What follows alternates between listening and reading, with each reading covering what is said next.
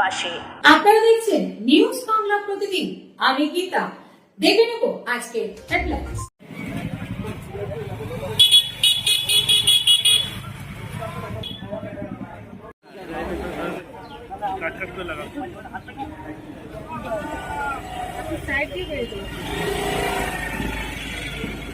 প্রচারের জন্য এই উদ্দেশ্যকে সফল করার জন্য, কারণ আপনারা জানেন যে প্লাস্টিক এমন একটা ভয়ঙ্কর জিনিস যেটা নষ্ট হতে 800 থেকে 1000 হতো, সেটা মাটিতে হয়ে যেত।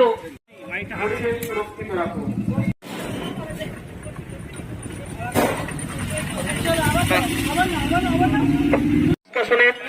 সমন্বিত প্রক্রিয়া কি বোঝায়?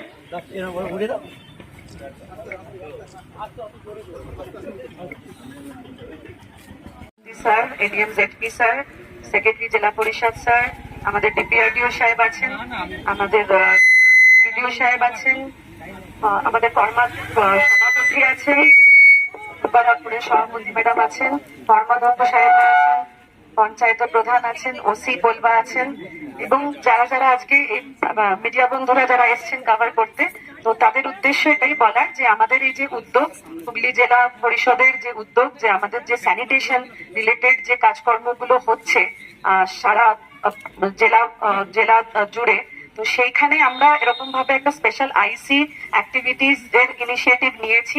প্রত্যেকটা ব্লকে ব্লকে এই পার্টিকুলার উইকে আমরা 4টে সাব ডিভিশনের এক একটা করে ব্লক চুজ করা হয়েছে, বাকি ব্লকগুলোতেও করা হবে।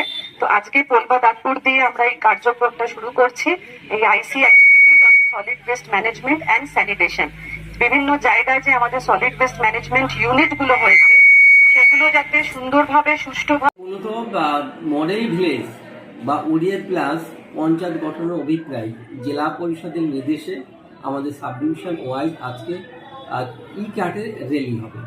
মূল লক্ষ্য হচ্ছে মানুষজনকে সচেতন করা, পরিবেশটাকে নির্মল রাখা, প্লাস্টিক, থার্মোকল এগুলো সম্পূর্ণ নিষিদ্ধ, সেগুলো ব্যবহার যাতে মানুষ না করেন। এছাড়া এলাকাটা পরিষ্কার পরিচ্ছন্ন মাধ্যমে বা গৃহস্থলের কাজের ফলে যে সমস্ত নোংরাগুলো আছে সেই নোংরাগুলো তারা বাড়িতে আলাদা আলাদা পাত্রে রাখবে, অর্থাৎ জৈব এবং অজৈব। পঞ্চায়েত থেকে তাদের বালতি দেওয়া হয়েছে এবং প্রতিটি গ্রাম পঞ্চায়েত একটা সলিড ওয়েস্ট ম্যানেজমেন্ট আছে। এই বাড়িতে যে বালতিগুলো দেওয়া হয়েছে সেই আবর্জনাগুলো কালেকশন করে আমাদের বাড়ি বাড়িতে ই কার্ড যায়, সেখান থেকে নিয়ে এসে সেইগুলো সেগ্রিগেশন করে যে সমস্ত অপ্রচলিত সম্পদ রয়েছে সেগুলো পুনরায় ব্যবহার করা, যেগুলো ক্ষতিকারক পরিবেশের প্রতি দূষণ সেগুলো হচ্ছে মাটিতে ডিকম্পোজ পুঁতে রাখা এবং সেখান থেকে জৈব সার করে তৈরি করে মানুষের উন্নয়ন করা, কৃষিক্ষেত্রে উন্নয়ন করা। সেই জন্য মানুষজনকে সচেতন করার জন্যই আজকে আমরা ই কার্ডের র্যালি করছি। এই ই কার্ডের র্যালিতে অংশগ্রহণ করে জেলা সভাপতি শ্রী রঞ্জিত ধারা মহাশয়।